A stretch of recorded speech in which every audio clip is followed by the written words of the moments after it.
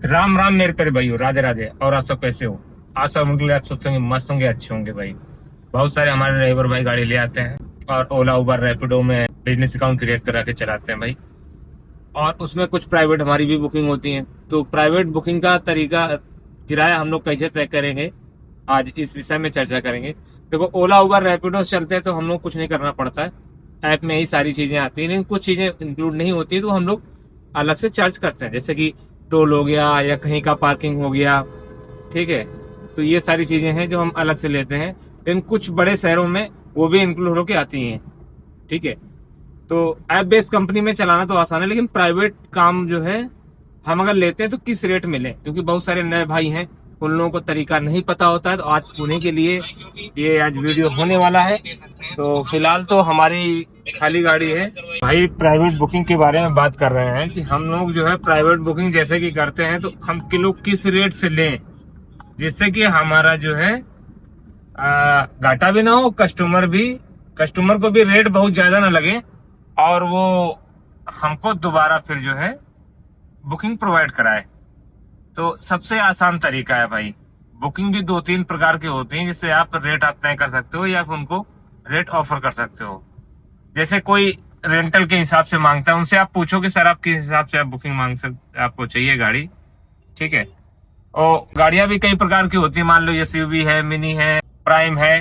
तो जैसे कि हम लोग ओला उबर रैपिडो चलाते हैं, कैटेगरी वाइज है, वैसे ही आप लोग जो है प्राइवेट बुकिंग में भी कस्टमर अपनी डिमांड के हिसाब से गाड़ियां मांगता है।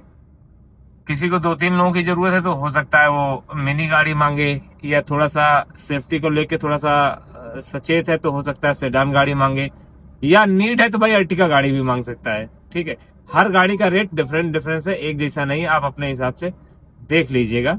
तो रेट हमको कस्टमर को वो रेट बताने हैं जो मार्केट में रेट चल रहा हो। बहुत ज्यादा कम नहीं बताएंगे। कम इसलिए नहीं बताएंगे, मान लो काम हम ले लेते हैं और हमको चार पैसा बचेगा नहीं तो भाई काम करने में मजा नहीं आएगा, बेमन से काम करेंगे। या किसी कारणवश हम नहीं जा रहे हैं तो वही बुकिंग हम किसी दूसरे ड्राइवर को प्रोवाइड कराएंगे, ट्रांसफर करेंगे। तो भाई कोई भी ड्राइवर कम भाड़े की बुकिंग, कम रुपए की बुकिंग कोई ड्राइवर नहीं ले जाना चाहता है। अगर रेट ठीक ठाक है भाई तो कोई भी चला जाएगा। अब यहीं से आप ये बात समझो कि मैं कानपुर का रहने वाला हूँ और अभी मैं लखनऊ एयरपोर्ट पिकअप करने के लिए जा रहा हूँ। ये है उन्नाव भाई, उन्नाव स्टेडियम के सामने है, ये फ्लाईओवर पे चढ़ रहा है। और अभी हम दिखाते हैं हमारी गाड़ी अभी जो है पूरी है खाली, देखो कोई भी नहीं है। मैं तो वेट कर रहा था कि ओला उबर रैपिडो से कोई काम मिल जाए या प्राइवेट काम मिल जाए लखनऊ का, लेकिन भाई नहीं मिला हमको। अब नहीं मिला, समय हो रहा था, कस्टमर ने जो समय दिया था उस समय से हमें पहुंचना भी है भाई, क्योंकि उसका भरोसा जीतना है। अगर एक बार धोखा देंगे तो कस्टमर हमको दोबारा नहीं बुलाएगा भाई, अगर लेट लपेट करेंगे तो क्या है, खाली ही भाई हम जा रहे हैं। खाली क्यों जा रहे हैं कि हमारा कस्टमर बना रहे और रेट उसके ठीक ठाक है, इसलिए खाली भी हम जाएंगे। तो हमें कोई दिक्कत नहीं है, हमें भाई चार पैसे फिर भी हमें बच जाएंगे, इसलिए भाई खाली जा रहे हैं। तो आप लोग भी देख लीजिएगा, अगर भाड़ा आपको ठीक ठाक मिल रहा है और ठीक ठाक आपने रेट बताए हैं तो आप खाली भी जा सकते हो पिकअप करने, या फिर कस्टमर को छोड़ने जा रहे हो उधर से खाली भी आ सकते हो। मतलब रेट हमको वो बताने।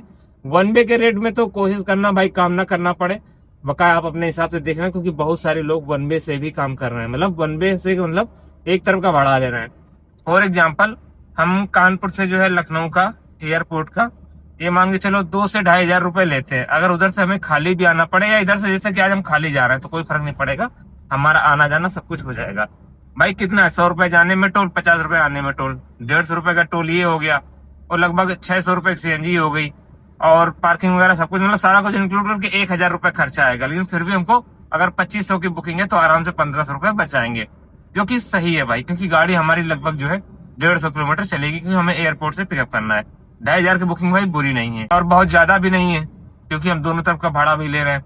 अब कुछ लोग क्या करते हैं, एक तरफ का भाड़ा लेते हैं, 1200, 1400, 1500 में चले जाते हैं। आपने भाड़ा तो खैर ले लिया, अच्छी बात है, लेकिन कहीं आपके पास बुकिंग, मान लो इधर से कस्टमर को लेके जा रहे हो, उधर से बुकिंग ना मिली तो भाई आपका आना जाना बेकार जाएगा, क्योंकि 1,000 रुपए तो लगभग खर्चा आ जाएगा भाई, 500 रुपए आपको बचेगा। अगर 1,000-1,500 रुपए न बचे 150 किलोमीटर की दूरी में, 10 रुपए किलोमीटर के हिसाब से, 10 रुपए प्रति किलोमीटर के हिसाब से पैसा आपको न बचे तो फायदा ही क्या है भाई लोकल में गाड़ी चलाने का। कानपुर लखनऊ को लोकल ही मानो यार, 150-200 किलोमीटर गाड़ी चलती है तो लोकल में ही आता है, ये मान के चलो। वो जो है आप रनिंग जो है इसकी किलोमीटर के हिसाब से नहीं कर सकते हो भाई। जो हम लोग जैसे दूर जाते हैं, एक दिन की रनिंग 300-350 किलोमीटर लेते हैं, तो वो रनिंग भाई कोई नहीं प्रोवाइड करा पाएगा लखनऊ कानपुर की बुकिंग में। तो वो आप लोग देख लीजिएगा। तो एक तरफ का मैं बता रहा हूँ लगभग 80 किलोमीटर है, 75 से 80 किलोमीटर कानपुर लखनऊ के बीच की दूरी, एयरपोर्ट की मैं बात कर रहा हूँ। तो आप अगर अच्छे रेट बताएंगे तो कस्टमर को भी सही लगेगा, और वो भाई आपको जो है बुक करेगा, आपकी गाड़ी बुक करेगा, आपकी सर्विस भाई उसे अच्छी लगेगी। अगर आप रेट ज्यादा बताते हैं तो कस्टमर कोई अनजान तो है नहीं भाई, कस्टमर भी 4 जगह भाई ड्राइवरों से संपर्क बना के रखता है, रेट भी लेता है, और मोबाइलों में ऐप हो गए, किसी भी ऐप से देख लेगा। अच्छा, हमारे में और प्राइवेट कस्टमर हम इतना ज्यादा पैसा क्यों ले रहे हैं आप बताएं? आप भी ले सकते हो, कस्टमर से बोलो कि ठीक है सर, ओला भले ही 1800-2000 दिखा रहा होगा या 1500 ही दिखा रहा है, वो एस्टिमेटेड दिखाता है, बिल हमेशा बढ़ के आएगा। टोल और पार्किंग इंक्लूड करेंगे तो लगभग 2000 रुपए ही आएंगे। हम 500 रुपए ज्यादा ले रहे हैं, क्योंकि हम भाई अगर काम ले रहे हैं तो भाई आपके पास आएंगे, ठीक है। जैसे कि अभी हम खाली जा रहे हैं क्योंकि हमने काम ले रखा है। अब यही ओला उबर की बुकिंग होती तो यार मैं क्यों जाता, समझ रहे हो ना, या फिर मना कर देता, या फिर कभी कभी गैस सर्वर डाउन है या समय से गाड़ी नहीं मिल पा रही है।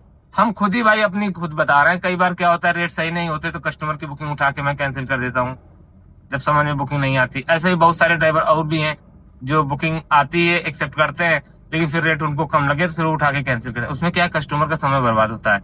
तो कस्टमर के लिए 2-4-500 रुपए ज्यादा पे करना कोई बड़ी बात नहीं है। आप उसको बस समझा पाओ, उससे बोलो कि सर देखिए ओला उबर में क्या है कि वो भी 2000 रुपए लेगा, मैं 2500 रुपए ले रहा हूँ, 500 रुपए का अंतर है। अब अच्छा अंतर क्यों है? क्योंकि मैं आपके लिए खाली भी आऊंगा या फिर समय से आऊंगा। आप ओला उबर की बुक भी कर लेते हो, लेकिन कभी कभी वो कस्टमर भी जानते हैं कि कभी कभी ओला उबर धोखा देता है, कभी सर्वर डाउन है तो कभी ड्राइवर ने धोखा दे दिया, या फिर बहुत सारी टेक्निकल इशू आ जाते हैं भाई। तो कस्टमर 2-4-500 रुपए आसानी से ज्यादा पे कर देता है ओला उबर की अपेक्षा अगर देखा जाए तो। क्योंकि उबर भी इस समय भाई अगर नाइट की सर्विस है तो 1750 रुपए दे रहा है भाई, वन साइड का भाड़ा, और हमारा तो आना जाना दोनों भाई 2500 रुपए में। तो किसी भी एंगल से भाई रुपए ज्यादा नहीं, और भाई कम भी नहीं है, ये भी आप समझ लो। अगर कोई बोले कम है भाई तो भाई कम भी नहीं, क्योंकि इतनी मगजमारी है, इतना काम कम है भाई, 1000-1500 रुपए में लोग जो है दौड़ लगा रहे हैं। तो फिक्स अमाउंट पे भी आप जा सकते हो, या फिर आप अगर मिनी गाड़ी है तो 800 रुपए भाड़ा, 10 रुपए किलोमीटर के हिसाब से फ्यूल के पैसे से जा सकते हो। टोल, पार्किंग, नाइट डाइट वो सारी चीज अलग रहेंगी। अगर सेडान गाड़ी है तो 1000 रुपए दिन, एक दिन का भाड़ा, मतलब 8 घंटे का, ठीक है। उसके बाद नाइट डाइट, टोल, पार्किंग, ये सारा कुछ अलग से रहेगा। अगर ये एसयूवी गाड़ी है, अर्टिका है आपके पास या रेनॉल्ट की ट्रिगर है, तो 12 से 13 रुपए या 14 रुपए किलोमीटर के हिसाब से आप जा सकते हो। नाइट डाइट, टोल, पार्किंग, ये सारा कुछ इंक्लूडेड नहीं है, अलग से ही लेना पड़ेगा। या फिर इनोवा क्रिस्टा वगैरह है तो भाई अपने हिसाब से देख लीजिएगा, लगभग 18 रुपए प्रति किलोमीटर के हिसाब से उसका भाड़ा तय किया जाता है। लेकिन किलोमीटर पे गाड़ी तभी जाती है जब डेली की जर्नी आपको 300 से 350 की मिल रही हो डेली की, तो नहीं तो भाई आप घाटे में आ जाओगे, ये बात याद रखिएगा। अगर किलोमीटर से जाते हो तो वो अगर जो दैनिक के भाड़े के हिसाब से जैसे बता रहा हूँ, वैगन आर का 800 रुपया, ठीक है। किलोमीटर के हिसाब से जाओगे 10 रुपए किलोमीटर, अगर 350 के ऊपर चल रही है तो। सेडान गाड़ी में 1000 रुपए भाड़ा और किलोमीटर 12 रुपए प्रति किलोमीटर, ठीक है। अगर यही अर्टिका में जाते हो भाई तो एक दिन का भाड़ा 1200 रुपए लगा लो, और प्रति किलोमीटर 14 रुपए प्रति किलोमीटर, ठीक है। और अगर जो वही आप इनोवा में जाते हो तो लगभग एक दिन का भाड़ा हमें लग रहा है 2000 रुपए होगा। 8 घंटे का एक दिन का होता है भाई, 8 दिन, एक दिन जो होता है वो 8 घंटे का समय हम लोग मानते हैं। और कभी कभी कस्टमर होता है तो हम लोग मैनेज भी कर लेते हैं, घंटे 2 घंटे ऊपर नीचे हो जाता है, वो आप लोग देख लीजिएगा। तो ये तीनों प्रकार की गाड़ियां मैंने बता दी। मुख्यतः कस्टमर यही मांगता है भाई। अगर ज्यादा हाई फाई हुआ तो इनोवा क्रिस्टा मांगेगा, थोड़ा सा मिडिल हुआ, सवारियां ज्यादा हुई, लगेज कैरियर ज्यादा हुआ तो भाई अर्टिका मांगेगा, नहीं तो फिर डिजायर मांगेगा, या फिर सबसे लास्ट में आती है अपनी वैगन आर टाइप की, मिनी टाइप की, वो आप गाड़ी दे सकते हो कस्टमर को।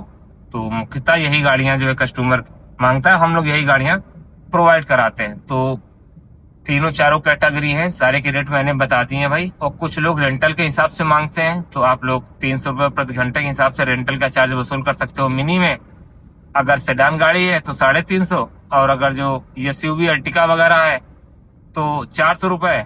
और अगर जो भाई आपके पास इनोवा क्रिस्टा वगैरह है 600 रुपये के प्रति घंटे के हिसाब से, या 500 रुपये प्रति घंटे के हिसाब से वसूल सकते हो।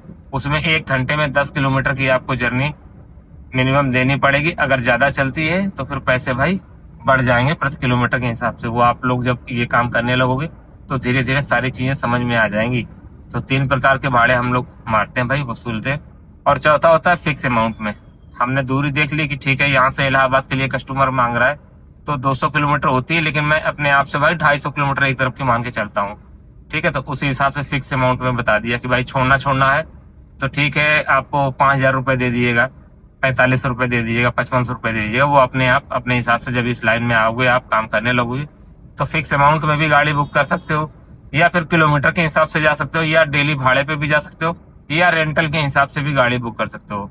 लेकिन एक बात याद रखिएगा, रेंटल की गाड़ी जब भी बुक होती है भाई तो वो लोकल के लिए होती है, या आप बाहर ले भी जाते हो तो आप लौट के हमारे होम सिटी में ही छोड़ोगे, या बाहर में आप छोड़ते हो तो रिटर्न का भी आपको पैसा देना पड़ेगा। ये सारी चीजें आप तय कर लेना रेंटल की बुकिंग में, आप खास करके याद रखिएगा।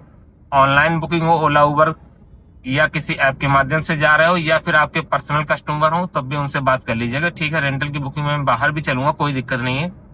शर्त हमारी यही है कि हमको आने और जाने दोनों तरफ की रीडिंग प्लस समय दोनों चीजें चाहिए होंगी, चाहे वो ऑनलाइन बुकिंग हो, किसी ऐप से जा रहे हो, या फिर आपके प्राइवेट कस्टमर हो।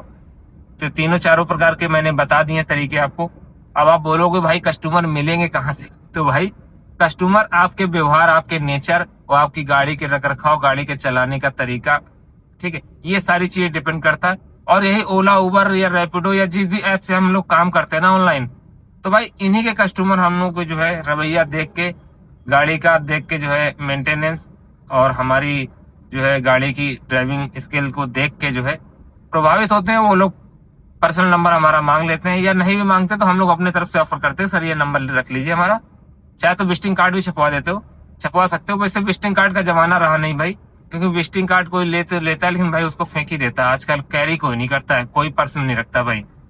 आप ऐसा ही नंबर बता सकते हो मोबाइल में, अगर उसको जरूरत होगी तो सेव कर लेगा, और जब कभी भविष्य में जरूरत पड़ेगी भाई तो आपको याद करेगा। महीने में 10 से 15 दिन भाई मैं प्राइवेट काम करता हूँ। 10 से 15 दिन जो बचे हुए होते हैं उसमें मैं ऑनलाइन काम करता हूँ। ओला उबर रैपिडो या फिर वन वे कैब है, बहुत सारे ऐप हैं जिसमें भी आप समझ लो, लेकिन मुख्यतः मैं ओला से ही काम करता हूँ।